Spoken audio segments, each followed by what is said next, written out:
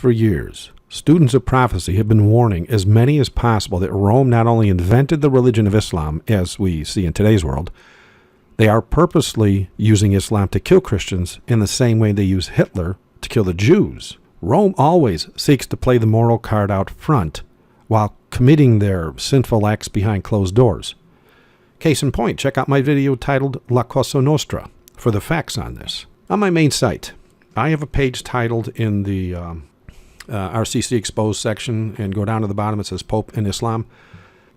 On this page, I have enough articles, historic facts, documents, videos, and pictures to confirm that Rome is planning to use Islam as a pawn to do their bidding against the Christians who deny the Pope as a God on earth in the world today. So I also have a page on the website titled The USA in Prophecy. Just go to the prophecy section and then go down to the prophecy of today and go down to USA in Prophecy. On this page, I go into detail on how Christian prophecy shows the United States will be stealthily taken over by the Roman Catholic Church so as to use America's global power to enforce Vatican dogma all around the world.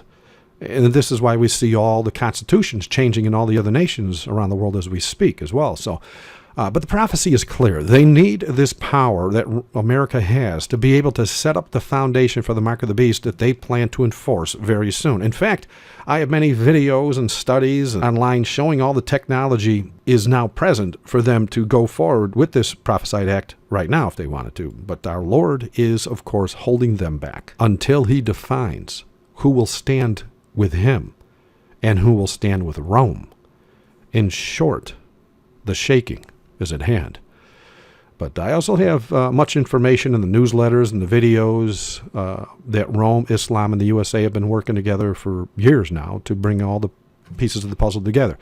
I mean, Hitler's New Order, or as it's called today, the New World Order, is already set in stone on paper, and soon every nation's constitution will be redrafted to reflect Rome's prophesied demands. This is why you see the videos that I did in regards to the Constitution of the United States of America being rewritten.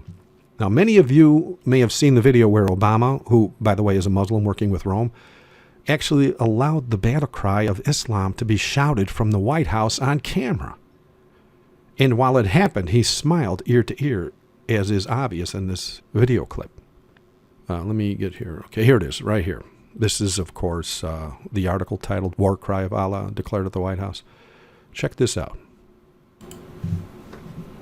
Sergeant Bo Bergdahl, well, he caused a firestorm of controversy when he spoke in Arabic at a press conference with President Obama on Saturday. Take a look at this.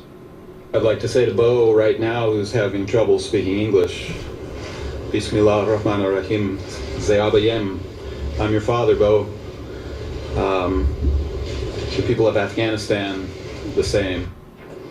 Now, the Arabic phrase reportedly translates to, quote, in the name of Allah, the merciful and compassionate. Now, Bob Bergdahl. Okay, to clarify what just happened, this man was speaking in the Arabic tongue to glorify the Muslim God in the so-called Christian White House, while a Muslim president smiled in full acceptance of the act. Now do you see why all the churches, including the Seventh-day Adventist Church, have been declaring Allah is God? The churches had to be already in agreement long before such an act as this would be allowed at the White House. The opposition would literally be off the charts if this wasn't so. But now that Chrislam is upon us in all the churches, even if the pastors do disagree with what happened, they can't chance speaking out without appearing as a hypocrite.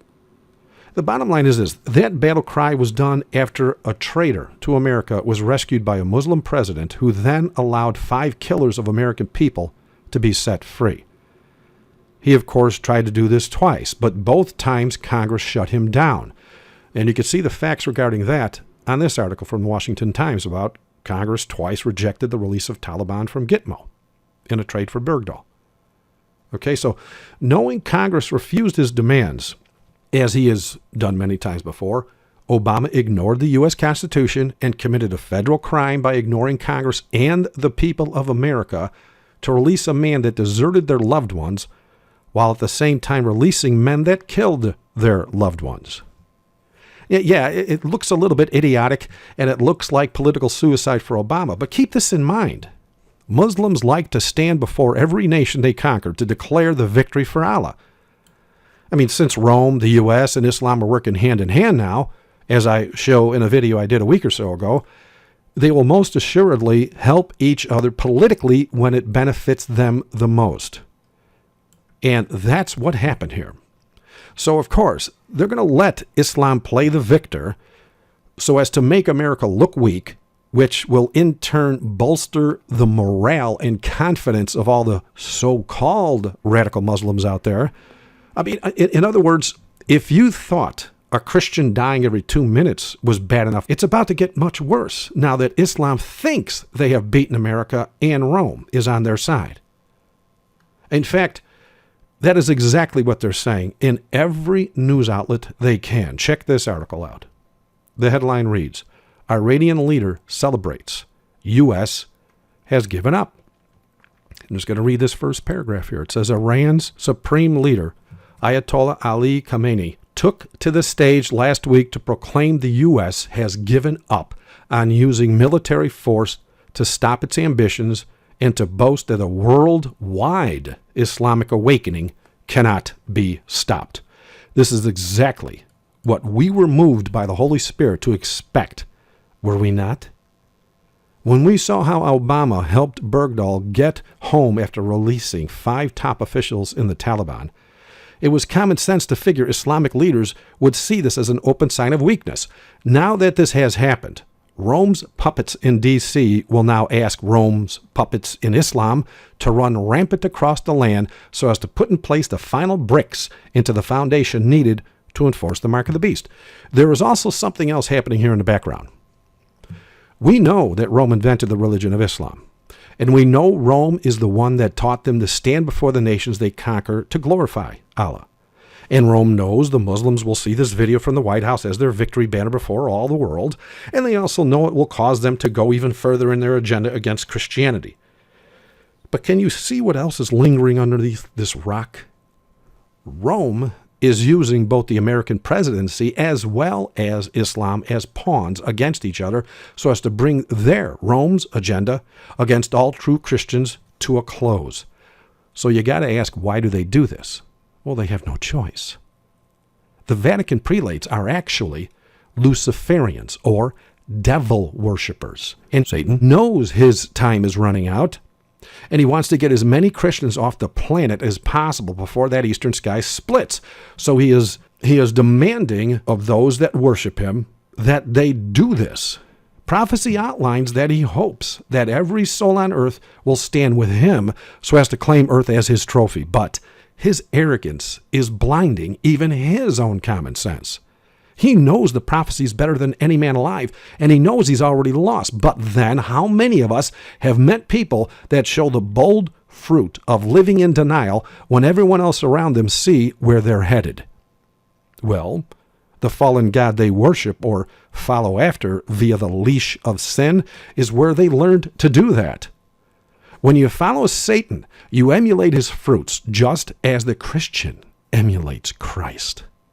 And by the way, did you notice that the media even promoted this deserter as a hero in the first few days of all this getting out? No, we know he was not a hero to Americans for deserting their nation, but he is a hero to Islam for deserting America. And they need to bolster their morale along with Rome and the USA. And when I say their morale, I'm of course talking about Islam.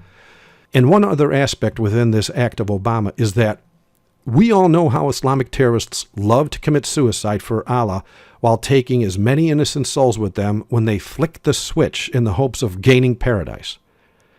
Well, being an obedient Muslim as Obama is, one that even bows to his leaders in Islam on camera, no less, could this be Obama's obedient act of political suicide for Allah that causes 300 million Americans to fall under Sharia law, or at the very least, a watered-down version of it? I mean, after all, we know we have enough guillotines in America right now to have them displayed in every city as a show of power against all those that refuse to bow to Rome's prophesied mark.